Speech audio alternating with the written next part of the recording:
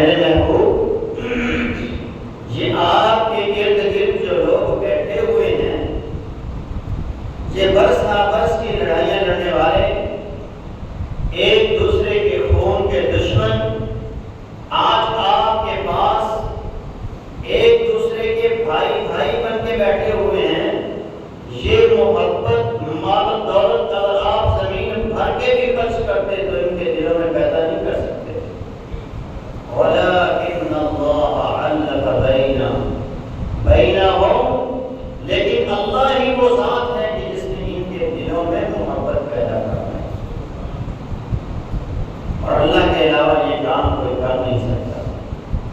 ایک حدیث میں یہ بات نبی علیہ السلام نے ارشاد فرمائی ہے کہ لوگوں کے جو دل ہیں یہ اللہ کی انگلیوں کے درمیان ہیں، جسے چاہے جس طرف چاہے اللہ گھما دے وہ اللہ کی مرضی۔ تو یہ دلوں کے اندر جو محبت ہوتی ہے یہ اللہ تبارک و تعالیٰ کے لیے بہت بڑی نعمت ہے۔ اللہ تبارک و تعالیٰ نے اپنے نبی کے دل میں بھی امت کی محبت رکھی۔ رسول اللہ صلی اللہ علیہ وسلم کی امت دو طرح کی ہے۔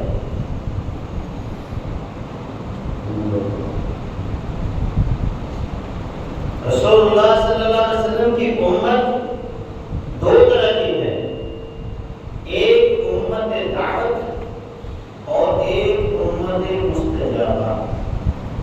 امت دعوت اس امت کو کہتے ہیں جس میں کافر آتے ہیں، مشرک آتے ہیں، ملحد آتے ہیں، منافق آتے ہیں، بے دین آتے ہیں۔ ہر وہ بندہ جسے اسلام کی دعوت پیش کی جائے گی وہ امت دعوت کے اندر شامل ہے۔ اور امت مستجابہ وہ ہے جنہوں نے اللہ کے رسول صلی اللہ علیہ وسلم پر ایمان لایا، آپ کی تعلیمات کو مانا اور آپ کے نقش قدم پر چل دیے، انہیں امت مستجابہ کہتے ہیں۔ رسول اللہ صلی اللہ علیہ وسلم کی ذات وہ عظیم ذات ہیں، وہ عظیم ہستی ہیں کہ جن کے دل میں امت دعوت کے لیے بھی محبت تھی اور امت مستجابہ کے لیے بھی بالخصوص محبت تھی۔ آپ کی محبتوں کے محور اور مرکز بالخصوص امت محمدیہ ہے، اور امت محمدیہ میں سے بھی بالخصوص ایمان والے نبی علیہ السلام کی محبت کے محور اور مرکز ہے۔ رب کائنات نے آپ کی اس محبت کو اس انداز میں قرآن مجید میں بیان کیا ہے، لَقَدْ جَاءَكُمْ رَسُولٌ مِّنْ أَنفُسِكُمْ عَزِيزٌ عَلَيْهِ مَا عَنِتُّمْ حَرِيصٌ عَلَيْكُمْ بِالْمُؤْمِنِينَ رَءُوفٌ رَحِيمٌ۔ فرمایا لوگوں تمہارے پاس ایک رسول آیا ہے اور تمہیں میں سے آیا ہے، تمہیں میں سے آیا ہے۔ اگر وہ ہم میں سے نہ ہوتا، انسانوں میں سے نہ ہوتا، فرشتوں میں سے ہوتا، نور ہوتا، تو پھر وہ ہمارے دکھ درد کو سمجھ نہ سکتا۔ اللہ نے انسانوں میں سے ہی محبوب پیغمبر جناب محمد رسول اللہ صلی اللہ علیہ وسلم کو نبی اور رسول بنایا ہے۔ اس کی وجہ یہی ہے تاکہ وہ ہمارے دکھ درد کو سمجھ سکے، ہمیں جو چیز خوشی پہنچاتی ہے اس چیز کو بھی وہ سمجھ سکے۔ اور اگر اپنے نبی علیہ السلام کی یہ صفت بیان فرمائی، عزیز علیہ ما عنتم، اس پر بڑی گراں گزرتی ہے جب تمہیں کوئی تکلیف پہنچتی، تمہاری تکلیف، تمہارا دکھ، تمہاری پریشانی نبی کو تکلیف دیتی ہے۔ حریص علیکم، وہ تمہارے ساتھ حریص ہے، وہ تمہارے ساتھ حریص ہے، بالمؤمنین رؤوف رحیم، اور تمہارے ساتھ ایمان والوں کے ساتھ بڑا ہی مہربان، شفیق، محبت کرنے والا، رحیم، رحم کرنے والا ہے۔ آپ امت دعوت کے لیے بھی شفیق تھے، رحیم تھے، رؤوف تھے، اور امت مستجابہ کے لیے آپ اپنی قوم کو دعوت پیش کر رہے ہیں، وہ آپ کو دیوانہ، مجنون، پاگل، ساحر، نعوذ باللہ کہہ رہے ہیں، آپ پر پتھر برسا رہے ہیں، آپ کو آپ کے گلے میں رسی ڈال کے، آپ کے گلے میں کپڑے ڈال کے، ان کو بل دے کے آپ کو مارنے کی کوشش کر رہے ہیں، کبھی گندی اوجھلیاں آپ کے اوپر ڈالی جا رہی ہیں، لیکن آپ پھر بھی حریص ہیں کہ میری امت کے لوگ کسی نہ کسی طریقے سے اسلام قبول کریں، یہ لوگ جہنم سے اپنے آپ کو بچا لیں۔ نبی علیہ السلام فرماتے ہیں تم سب جہنم کے گڑھے کے کنارے پہنچ چکے ہو، اور تم اس جہنم کے گڑھے کے کنارے میں گر رہے ہو، اور میں تم کو تمہاری پشتوں سے پکڑ کے پیچھے کھینچ رہا ہوں، اور تم اس قدر اپنے آپ پر ظلم کر رہے ہو کہ مجھ سے چھوٹ چھوٹ کر، مجھ سے اپنے آپ کو چھڑوا کر اسی گڑھے میں گرتے چلے جا رہے۔ جب آپ کی قوم آپ پر ایمان نہ لائی تو آپ نے طائف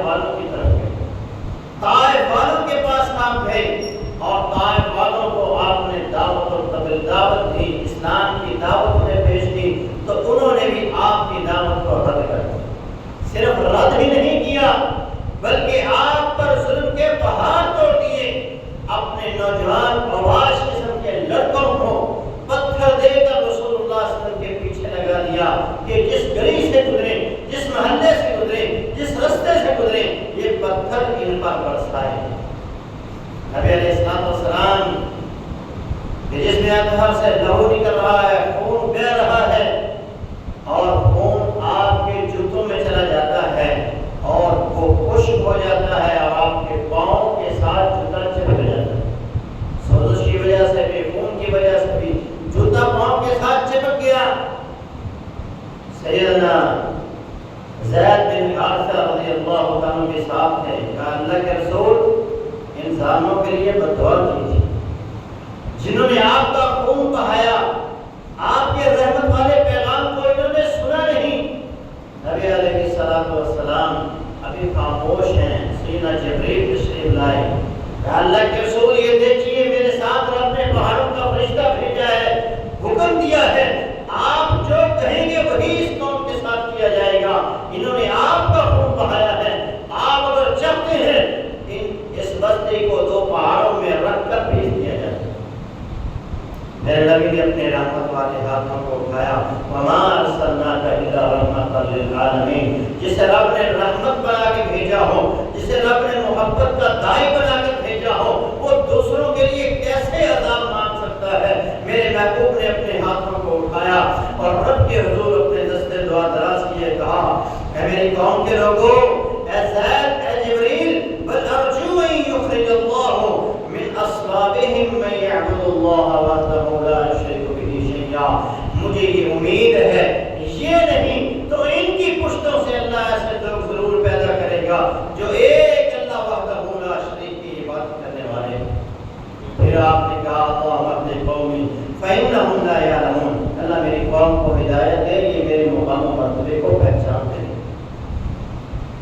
غزوہ احد ہے، سیدنا عبداللہ بن مسعود فرماتے ہیں رسول اللہ صلی اللہ علیہ وسلم کے سر مبارک پر حملہ کیا گیا، آپ کے دانت مبارک شہید ہو گئے اور آپ کے سر مبارک سے خون نکل کر آپ کے چہرے سے نیچے زمین پر گرتا جا رہا ہے، اور اللہ کے رسول صلی اللہ علیہ وسلم کی طرف اس وقت میں دیکھ رہا تھا، آپ ایک حکایت بیان کر رہے تھے، یحکی نبی من الانبیاء، اللہ کے نبیوں میں سے ایک نبی کا قصہ بیان کر رہے تھے، گویا وہ اپنی مثال ہی دے رہے تھے، فرما رہے تھے ضربہ قومہ وہو یمسح الدم عن وجہہ، وہ اپنی قوم کے ظلم کو اس انداز میں بیان کر رہا ہے کہ وہ اپنے چہرے سے خون کو صاف کرتا جا رہا ہے جو اس کی قوم نے اس کے خون کو بہایا تھا۔ اور وہ پھر میں نے اللہ کے نبی کو دیکھا کہ اللہ کے نبی صلی اللہ علیہ وسلم کہہ رہے تھے رب اغفر لی قومی فإنہم لا یعلمون، اے اللہ میری قوم کو معاف کر دے، میری قوم کو معاف فرما دے، یہ میرے مقام و مرتبے کو پہچانتے نہیں۔ رسول اللہ صلی اللہ علیہ وسلم سے صحابہ نے ایک دفعہ کہا ادعو علی المشرکین، اللہ کے رسول ان مشرکوں کے لیے بد دعا کی جو آپ پر ظلم کر رہے ہیں، آپ کے صحابہ پر ظلم کر رہے ہیں، اے میرے محبوب ان کے لیے بد دعا کیجیے۔ تو اللہ کے رسول صلی اللہ علیہ وسلم نے فرمایا انی لم ابعث لعانا وانما انا بعثت رحمۃ، اور لوگوں مجھے اللہ نے بد دعائیں کرنے کے لیے نہیں بھیجا، مجھے اللہ نے لعنتیں کرنے کے لیے نہیں بھیجا، مجھے تو اللہ نے رحمت بنا کر مبعوث کیا ہے، مجھے تو اللہ نے محبت کرنے والا بنا کر بھیجا ہے، شفقت کرنے والا بنا کر بھیجا ہے۔ میرے محبوب کی تو ایک دعا ہے رب سے کہ اللہ کے رسول فرمایا کرتے تھے اے اللہ میرے کسی امتی کے حق میں اگر مجھ سے کوئی بد دعا ہو گئی ہو تو اسے بھی دعا بنا کر اسے فائدہ پہنچا دے۔ یہ رحمت والے نبی ہیں، یہ محمد رسول اللہ صلی اللہ علیہ وسلم ہے۔ مکہ فتح ہوتا ہے، اللہ کے رسول صلی اللہ علیہ وسلم فاتحانہ انداز میں مکہ میں داخل ہو رہے ہیں۔ آپ کیا دیکھتے ہیں کہ ایک کہنے والا یہ کہہ رہا ہے الیوم یوم المرحمہ، آج تو وہ دن ہے جس دن ہم سارے بدلے ان کافروں سے لیں گے، آج کا دن وہ دن ہے کہ جب ہم ان کافروں کا تکہ بوٹی کریں گے، ان کے ایک ایک اعضاء کو کاٹ دیں گے۔ تو رسول مکرم جناب محمد رسول اللہ نے فرمایا اور نہیں لا الیوم یوم المرحمہ، آج کا دن کاٹنے کا دن نہیں ہے، آج کا دن بدلے لینے کا دن نہیں ہے، آج کا دن تو رحمت کا دن ہے، آج کا دن تو محبت کا دن ہے،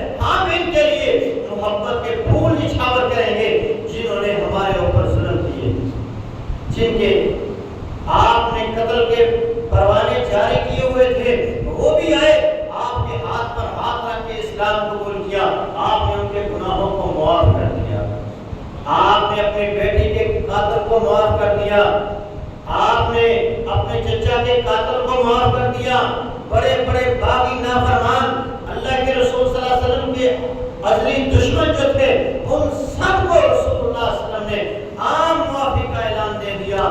یہیں پہ بس نہیں ہے، بلکہ میرے محبوب نے تو کہا تھا، جو ابو سفیان کے گھر میں داخل ہو گیا، جو ہندا کے گھر میں داخل ہو گیا، جو رب کے گھر بیت اللہ میں آج آ جائے، پناہ مانگ لے، اسے پناہ دے دی جائے، اسے قتل نہیں کیا جائے۔ میرے نبی کے تو رحمت والے پیغام ہیں۔ آپ نے یہ اعلان فرمایا کہ لوگوں، اگر میدان جنگ کے اندر کافر تمہارے سامنے آ جائے، کوئی بزرگ تمہارے سامنے آتا ہے، اس پہ تلوار مت اٹھانا، کوئی بچہ تمہارے سامنے آ جائے، اس پہ تلوار مت اٹھانا، کوئی اپنی تلوار کو پھینک دے، تمہارے سامنے سرنڈر ہو جائے، تو پھر بھی تم لوگوں نے اس پر اپنی تلوار نہیں اٹھانی۔ یہ رحمت کے پیغام ہے، رحمت للعالمین کے، یہ محبت کے پیغام ہے۔ رحمت عالم صلی اللہ علیہ وسلم کے آقا علیہ السلام نے فرمایا، میدان جنگ میں کافر تمہارے سامنے آ جائیں تو ان کی لاشوں کے مسئلے مت کرنا، ان کی کھیتیوں کو مت جلانا، ان کے گھروں کو مت آگ لگانا۔ یہ میرے محبوب کے پیغامات ہیں۔ آج انہیں امت نعوذ باللہ برے برے القابات سے، دہشت گرد جیسے الفاظ سے مخاطب کرتی ہے۔ جس نبی کے یہ رحمت والے پیغام ہو، جس نبی کے یہ محبت والے پیغام ہو، اس کے لیے ایسے الفاظ اسے کہنا، یہ اس کی توہین ہے۔ اللہ کے رسول صلی اللہ علیہ وسلم مکہ فتح ہوا، آپ مکہ میں داخل ہوئے، بیت اللہ میں تشریف فرما ہے، آپ نے تمام سرداران قریش کو مخاطب ہو کے کہا، کیا چاہتے ہو، آج کی چیز کے طلبگار ہو؟ تو انہوں نے کہا، کریم ابن کریم ابن کریم، عزت والا ہے، عزت والے کا بیٹا ہے اور عزت والے کا پوتا ہے۔ جس طرح یہ سلسلہ عزت والوں کا ہے، ہم بھی اسی طرح عزت کے طلبگار ہیں۔ تو آپ نے کہا، جس طرح تم نے مجھے مخاطب کیا، میں بھی آج تمہیں اسی طرح ہی کہوں گا جیسے یوسف بن یعقوب بن اسحاق بن ابراہیم نے کہا تھا کہ لا تثریب علیکم اليوم یغفر اللہ لکم۔ اور میرے بھائیوں، تمہارے ظلم مجھے یاد ہے، جو مار مار کر تم نے مجھے کنویں میں پھینکا وہ بھی مجھے یاد ہے، جو چند سکوں کے بدلے تم نے مجھے فروخت کر دیا وہ بھی مجھے یاد ہے، اور پھر مصر میں آ کر جو مجھ پر ظلم و ستم ہوئے مجھے وہ بھی یاد ہے۔ لیکن آج میں تمہیں کیا کہتا ہوں، جاؤ، تمہیں کوئی بات درست نہیں ہے، تمہیں کچھ نہیں کہا جائے گا، میں تمہیں معاف کرتا ہوں، اللہ بھی تمہیں معاف کرے۔ میرے محبوب نے تمام کافروں کو، تمام مشرکوں کو معاف کر دیا۔ کسی شاعر نے کیا خوب کہا ہے، کھا کے اغیار سے پتھر وہ دعا دیتے ہیں، کھا کے اغیار سے پتھر وہ دعا دیتے ہیں، محبت عام کا وہ پیغام سنا دیتے ہیں۔ امت دعوت کے لیے آپ کی محبت کو رب نے قرآن میں اس انداز میں بیان کیا، لعلک باخع نفسک الا یکونوا مؤمنین۔ میرے محبوب کہیں ایسا نہ ہو یہ جو ایمان نہیں لا رہے، ان کے پیچھے بھاگ بھاگ کر آپ اپنے آپ کو ہلاک نہ کر بیٹھیں۔ قرآن کا دوسرا مقام فرمایا، فلعلک باخع نفسک علی آثارہم ان لم یؤمنوا بہذا الحدیث اسفا۔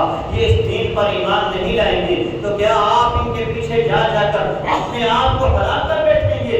فرمایا میرے محبوب، آج کے بعد آپ کی ڈیوٹی یہ ہے کہ جو پیغام رب کی طرف سے آپ کو آتا ہے، آپ اس امت کو دیتے چلے جائیں۔ یہ ایمان لاتے ہیں لائیں، نہیں لاتے نہ لیں، اب آپ کو ان کی زیادہ پرواہ کرنے کی ضرورت نہیں ہے۔ یہ محبت کے رسول اللہ صلی اللہ علیہ وسلم کے دل میں امت دعوت کے لیے، اور اسی طرح رسول اللہ صلی اللہ علیہ وسلم کے دل میں امت مستجابہ کے لیے جو محبت تھی وہ بھی بے مثل و بے مثال تھی۔ رب نے باقاعدہ حکم دیا اپنے محبوب سے، وَاخْفِضْ جَنَاحَكَ لِمَنِ اتَّبَعَكَ مِنَ الْمُؤْمِنِينَ۔ اے میرے محبوب، جو آپ کے پیروکار ہو گئے، جو آپ پر ایمان لے آئے، جنہوں نے آپ کا کلمہ پڑھ لیا ہے، اب آپ کی یہ ذمہ داری ہے کہ آپ اپنے بازوؤں کو ان کے لیے جھکا دیں، نرم کر دیں، ان سے محبت کیجیے۔ یہ رب نے حکم دیا محبوب علیہ السلام کو۔ پھر آقا علیہ السلام کیا فرماتے ہیں، سیدنا ابو ہریرہ ہریرہ رضی اللہ عنہ اس حدیث کے راوی ہیں، امام مسلم صحیح مسلم میں اس حدیث کو نقل کرتے ہیں، فرمایا والذی نفس محمد بیدہ، قسم ہے اس ذات کی جس کے ہاتھ میں محمد صلی اللہ علیہ وسلم کی جان ہے، ان علی الارض من مؤمن الا ان اعوذ بہ، زمین پر جہاں بھی کوئی ایمان والا ہے میں محمد صلی اللہ علیہ وسلم اس سے محبت کرتا ہوں۔ تو یہ نبی اسلام کے دل میں امت کی محبت ہے، بالخصوص ایمان والوں کی محبت، اور رب نے تذکرہ کیا اس آیت مبارکہ کے اندر لقد جاءکم رسول من انفسکم عزیز علیہ ما عنتم حریص علیکم بالمؤمنین رؤوف الرحیم، تمہاری ہی جانوں میں سے تمہیں میں سے ایک رسول مبعوث کیا تمہارے اندر، وہ تمہارے پاس حق لے کر آیا، اور تمہیں میں سے مبعوث کرنے کا مقصد یہ تھا کہ وہ تمہارے دکھ درد کے اندر شریک ہو، تمہاری پریشانیوں کو سمجھے، تمہاری خوشیوں کو محسوس کرے۔ اگر وہ کسی اور مخلوق سے ہوتا تو وہ انسانوں کی خوشیوں کو، انسانوں کے دکھوں کو، انسانوں کی پریشانیوں کو نہیں سمجھ سکتا تھا۔ رب تعالیٰ نے نبی اسلام کی آگے جو صفت بیان کی، عزیز علیہ ما عنتم، اسے تمہاری تکلیف بھی تکلیف دیتی ہے، تمہیں تکلیف پہنچتی ہے تو اسے مشقت ہوتی ہے، حریص علیکم، وہ تمہارے اوپر حریص ہے۔ ہر بندے کی خواہشات ہوتی ہیں، میری خواہشات ہیں، آپ کی خواہشات ہیں، اپنی اولاد کے لیے خواہشات ہیں، والدین کے لیے خواہشات ہیں، رشتہ داروں دوستوں کے لیے خواہشات ہیں، لیکن آقا علیہ السلام وہ ہستی ہیں جن کی صرف ایک ہی خواہش ہے، جن کی صرف ایک ہی خواہش ہے کہ میری امت کے ساتھ بہتری ہو جائے، جن کی صرف یہی خواہش ہے میری ساری امت جنت میں چلی جائے، میری امت کا کوئی فرد بھی جہنم میں نہ جائے۔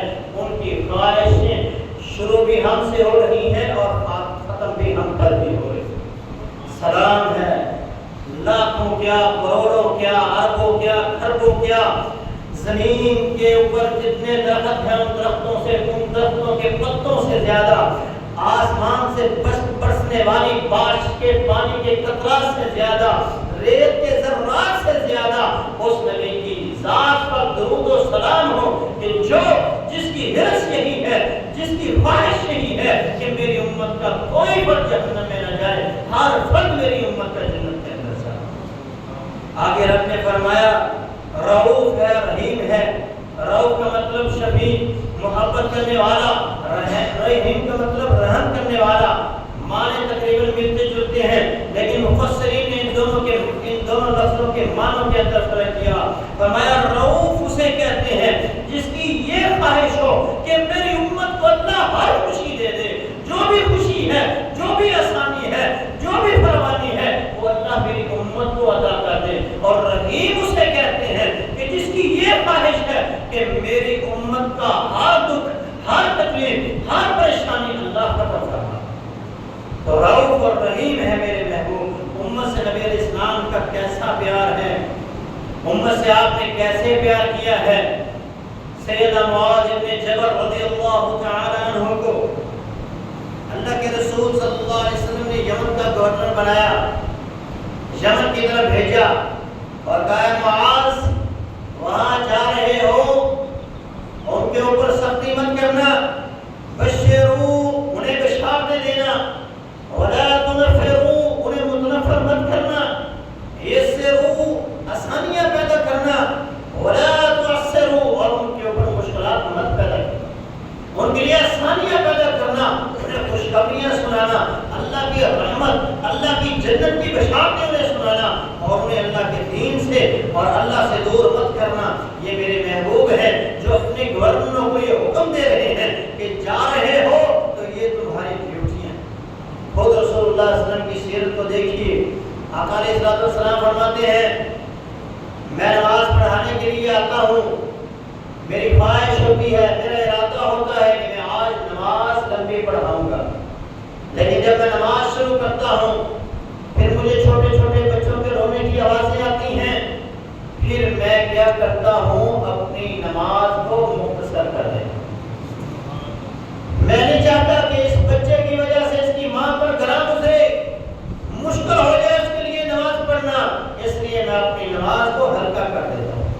نماز تو ہم میں سے ہر بندے پر اللہ نے فرض کی ہے، جب تک زندگی ہے، آخری سانسیں چل رہی نہیں ہوگی نماز وہاں پر فرض ہے، ہوش میں ہے نماز فرض ہے، چاہے بستر پر ہی کیوں نہ لگ گئے ہوں، نماز فرض ہے، نماز نہیں چھوڑ سکتے۔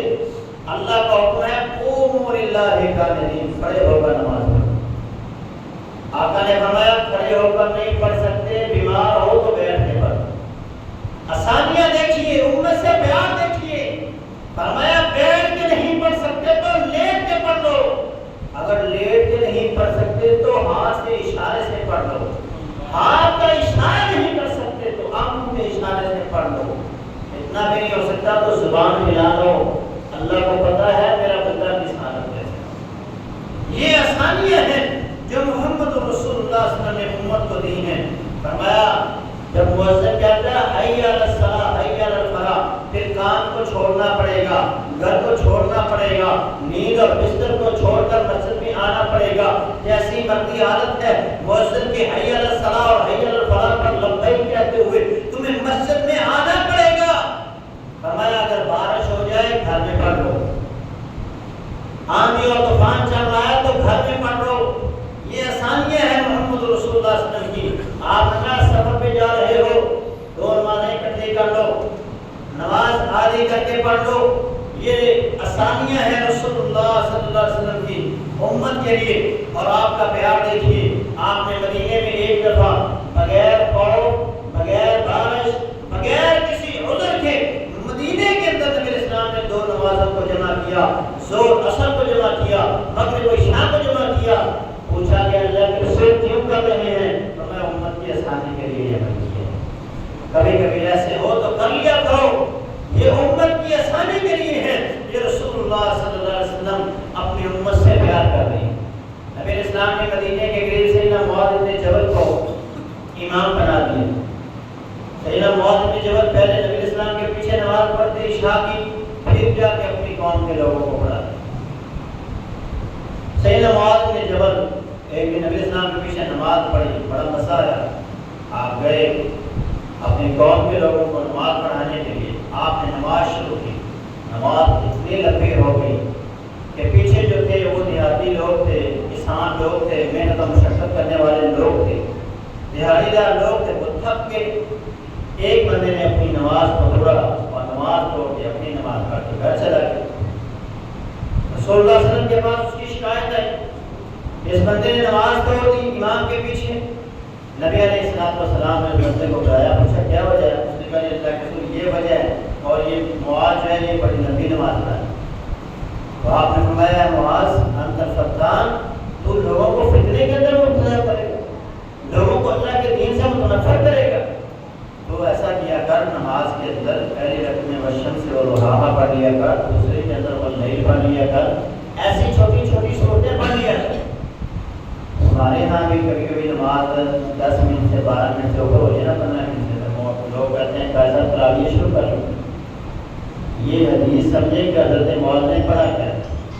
حضرت معاذ نے پہلی رکعت میں سورہ بقرہ پڑھی، پوری سورہ بقرہ پڑھی، اس لیے اس بندے نے نماز پڑھی۔ یہ سورہ شمس ہو اور یہ واللیل والضحیٰ، یہ چھوٹی چھوٹی جو صورتیں ہیں ان کے پڑھنے کا تو خود اللہ کے نبی صلی اللہ علیہ وسلم نے پڑھا۔ ہمارے ہاں اگر یہ پڑھی جائے تو پھر 12-13 منٹ میں نماز ہوتی ہے، 14 منٹ میں، تو لوگ سر پہ ہاتھ رکھ لیتے ہیں کہ اتنی لمبی نماز پڑھی۔ تو میرے بھائیوں نماز لمبی پڑھیں، اللہ کے سامنے لمبے لمبے قیام کریں، یہی نمازیں قیامت کے دن ہمارے کام آنے والی ہیں۔ معاذ بن جبل کو آپ نے حکم دیا کہ لوگوں کے لیے آسانی پیدا کرو، اور اماموں کو آپ نے خصوصاً حکم دیا ہے، آپ فرمایا جب نماز اکیلے پڑھو لمبی پڑھو، زیادہ لمبی پڑھو، لیکن جب نماز پڑھاتے ہو تو اس میں اپنے پیچھے کھڑے ہونے والے بزرگوں کا خیال رکھو، اپنے پیچھے کھڑے ہونے والے نماز پڑھنے والے مریضوں کا خیال رکھو، اپنے پیچھے نماز پڑھنے والے مسافروں کا خیال رکھو۔ یہ نہیں ہے کہ اب آپ نے نماز شروع کر لی ہے تو آپ نے سورہ بقرہ شروع کر لیا اور ایک بندے نے سفر پر جانا اس کی گاڑی نکل گئی، میں نہیں، ایسا نہ کرو، سب کا خیال رکھو۔ یہ امت کے ساتھ رسول اللہ صلی اللہ علیہ وسلم کی محبت ہے۔ نبی علیہ السلام فرمایا کرتے تھے میری یہ خواہش ہے، لولا ان اشق علی امتی لامرتهم ان یؤخر العشاء الى ثلث الليل او نصفه، میری یہ خواہش تھی کہ نماز ایک دہائی رات تک میں مؤخر کروں یا آدھی رات تک عشاء کی نماز کو مؤخر کروں. یعنی اللہ کے نبی کی یہ خواہش تھی کہ میں آدھی رات کو عشاء کی نماز پڑھوں. لیکن پھر آپ نے فرمایا مجھے لگتا ہے کہ یہ میری امت پر مشقت بنے گا، اس لیے میں نے افضل وقت کو چھوڑ کر پہلے وقت کے اندر نماز پڑھی ہے تاکہ امت کے لیے آسانی پیدا ہو. اور امت کا حال ہے کہ وہ اس وقت میں بھی بجے کی نماز عشاء کی نماز نہیں پڑھتی. ویسے ساری رات جا کر نیٹ پہ گزار دیتے ہیں، موبائل پہ گزار دیتے ہیں، لیکن عشاء کی نماز پڑھنے کی میں توفیق نہیں ہے. اللہ ہم سب کو نماز با جماعت ادا کرنے کی توفیق عطا فرمائے. نبی اسلام کی امت سے محبت دیکھیں. آپ نے لولا ان شکر علی امتی لا امرتم بالسواک عند کل صلاۃ. اگر مجھے مشقت کا ڈر نہ ہوتا تو میں امت کے لیے یہ فرض کر دیتا، انہیں یہ حکم دیتا کہ وہ ہر نماز کے ساتھ مسواک کریں. اب ہر نماز کے ساتھ مسواک کرنا یہ امت کے لیے گراں ہو جاتا، مشکل ہو جاتا، تو آپ نے اس لیے ان کو اس چیز کا حکم نہیں دیا. نماز تراویح آپ پڑھ رہے تھے، لوگوں کا شوق دیکھا، محبت دیکھی کہ لوگ مسجد تیسرے دن بھر گئی، تو آپ چوتھے دن آپ نے نماز نہیں پڑھی. آپ مسجد کی طرف باہر نہیں آئے، آپ اپنے حجرے میں حجرے سے باہر نہیں نکلے، اندر ہی رہے. لوگوں نے کہا اللہ کے رسول آج آپ باہر کیوں نہیں آئے؟ فرمایا میں تمہارا شوق دیکھ رہا تھا، مجھے ایسے لگ رہا تھا کہیں اللہ تمہارے اوپر اس نماز کو فرض نہ کرے، تو میں اس وجہ سے نہیں نکلا کہ یہ تمہارے اوپر فرض ہو جائے گی اور تمہارے لیے پڑھنا مشکل ہے. باقی بات آپ دیکھیں، روزے کے اندر نبی اسلام نے آسانی پیدا کی ہے. پہلی امتوں کا روزہ یہ تھا کہ جب روزہ افطار کیا ہے اس کے بعد آنکھ لگ گئی تو روزہ شروع. وہ 10 منٹ کے بعد لگ گئے، کیا نام ہے، گھنٹے کے بعد لگ جائے، 2 گھنٹے کے بعد لگ جائے تو روزہ جو ہے اب اس کا شروع. لیکن امت محمدیہ کے لیے یہ آسانی پیدا کی گئی کہ اب مغرب کے وقت روزہ افطار کرو، پوری رات آپ کے پاس ہے، آپ سو جاؤ، آپ اپنی بیویوں کے پاس جاؤ، کھاؤ پیو جو مرضی کرو، لیکن صبح فجر سے پہلے پہلے آپ نے سحری کھا کر اذان فجر کے وقت روزہ رکھنا ہے اور مغرب کے وقت روزہ کھولنا ہے. یہ آسانی اللہ نے امت محمدیہ کو نبی اسلام کی ضرورت بتا دی. زکوٰۃ میں نبی اسلام نے، صدقات میں نبی اسلام نے یہ آسانی پیدا کی. پہلی امتوں کی زکوٰۃ صدقات ایسے ہوتی تھی کہ وہ ایک جگہ پر رکھ دی جاتی تھی، آسمان سے آگ آتی تھی، اس کو کھا جاتی، وہ قبول ہو جاتی، جس کی نہیں کھائی جاتی وہ رد ہو جاتی. تو امت کے لیے یہ آسانی پیدا کی.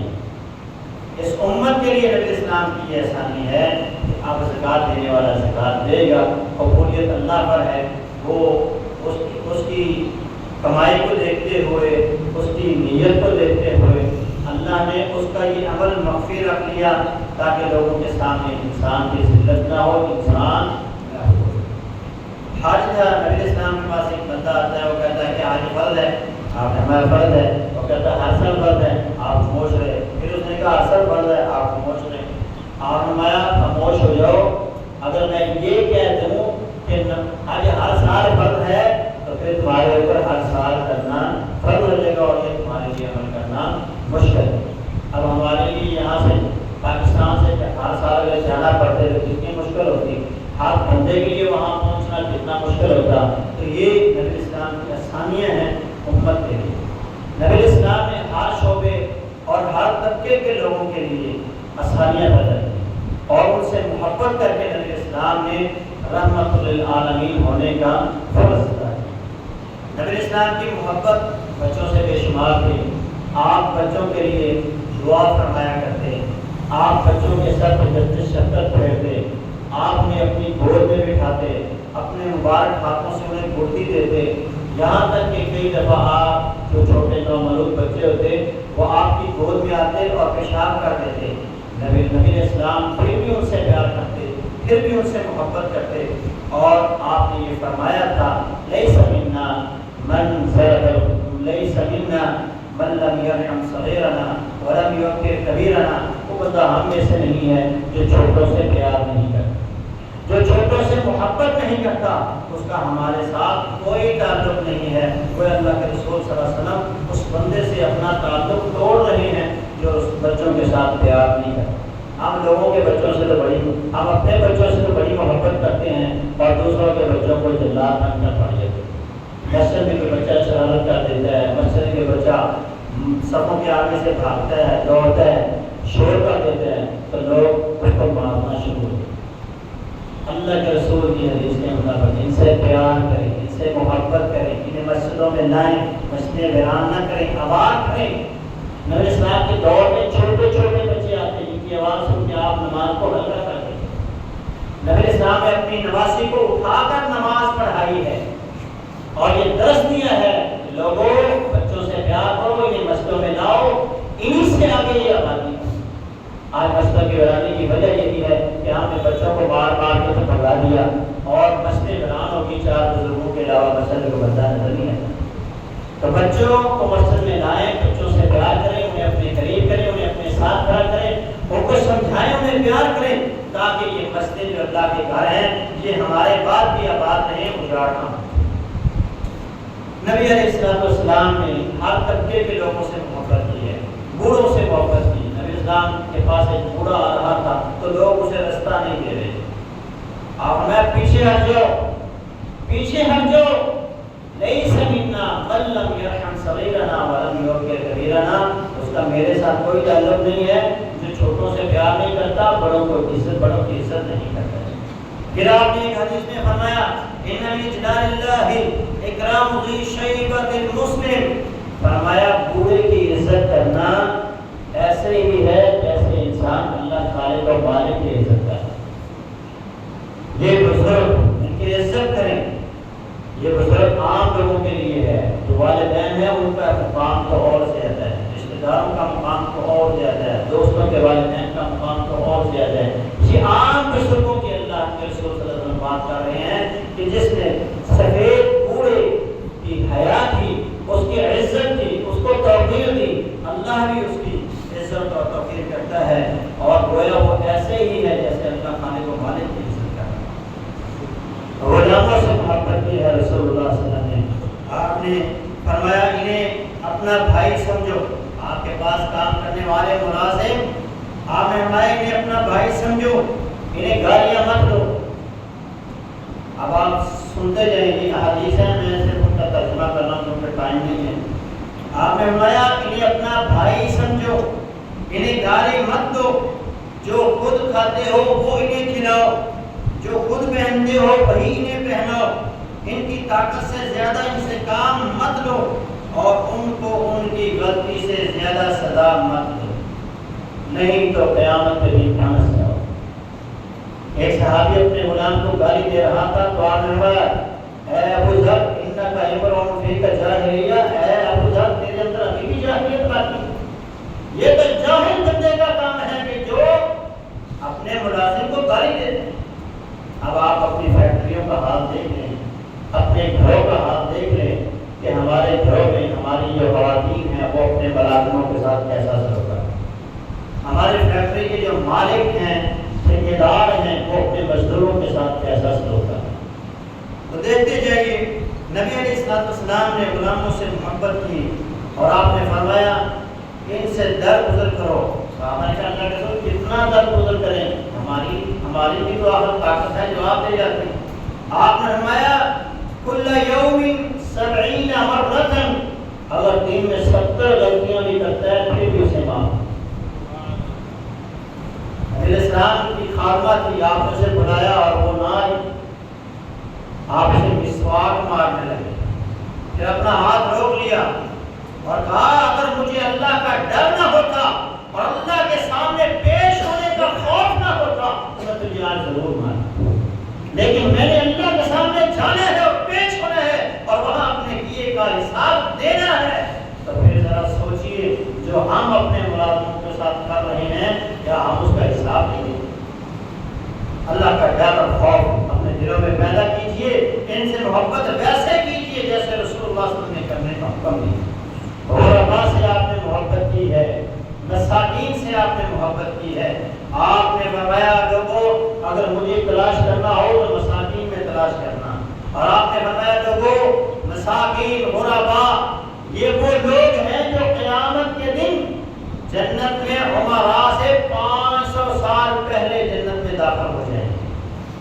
فرمایا میں نے جنت میں جھانک کے دیکھا تو غرباء زیادہ تھے، جنت میں جانے والے غربا زیادہ تھے، اور جنت میں جانے والے عمراء سے پہلے 500 سال کی جنت میں پہلے داخل ہوں گے وہ غربا۔ غربا سے پیار کرنا، ان کی دل آزاری نہ کرنا، ان سے محبت کرنا، یہ رسول اللہ صلی اللہ علیہ وسلم کی تعلیمات ہے۔ مقروض سے رسول اللہ صلی اللہ علیہ وسلم کی محبت، آپ نے فرمایا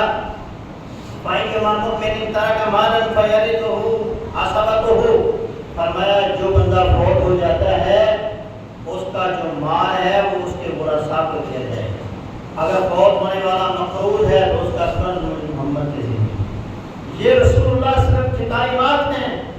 آپ ہماری یہ ہماری ذمہ داری ہے کہ ہم اس کا قرض اتاریں۔ یتیموں سے آپ نے محبت کیا، فرمایا انا وقافر الیتیم فی الجنت ہاکذا، اور لوگوں جنت میں میں اور یتیم کی کفالت کرنے والا ایسے ہوں گے جیسے یہ دو ٹکڑی ہیں۔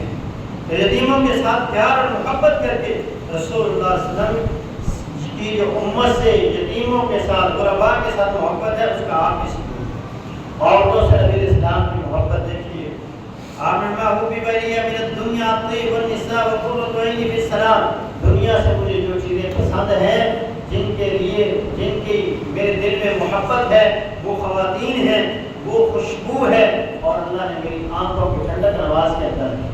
پھر آپ نے لوگوں کو مخاطب کر کے کہا تم میں بہترین انسان وہ ہے جو اپنے گھر والوں کے لیے بہترین ہے۔ پھر آپ نے فرمایا لا تضربوا اماء اللہ، اے لوگوں اللہ کی بندیوں کو مت مارنا، اور پھر خصوصاً ان کے چہروں پر مت مارنا۔ تو یہ نبی اسلام کی امت سے محبت ہے، ہر حوالے سے، ہر طبقے سے، ہر شعبے کے لوگوں سے رسول اللہ صلی اللہ علیہ وسلم نے محبت کی ہے۔ اور یہ محبت صرف دنیا میں نہیں ہے، کافروں سے بھی آپ نے محبت کی ہے، ایمان والوں سے بھی آپ کی محبت کے مظاہر آپ نے دیکھے ہیں، اور قیامت کا دن ہوگا تب بھی اللہ کے رسول کی محبت ہوگی۔ اللہ کے رسول صلی اللہ علیہ وسلم قیامت کے دن سفارش کریں گے اور رسول اللہ صلی اللہ علیہ وسلم کی سفارش کو قبول کیا جائے گا۔ اللہ فرماتا ہے انا سنرضیک ولا نسوءک، آپ قیامت کے دن جب سفارش کریں گے ہم آپ کی سفارش کو قبول کریں گے اور آپ کو راضی کر دیں گے اور آپ کو ناراض نہیں رہنے دیں گے۔ صحابی کہتا ہے اللہ کے رسول آپ قیامت کے دن سفارش کریں گے تو کس کی کریں گے؟ آپ ہمیں جو بندہ حالت ایمان کے اندر توحید کے اوپر اور شرک سے بیزاری کی حالت میں اس دنیا سے گیا، اس بندے کی قیامت کے دن میں سفارش کروں گا۔ صحابی کہتے ہیں اللہ کے رسول اگر مجھے آپ کی سفارش کی ضرورت پڑی تو میں آپ کو کہاں تلاش کروں؟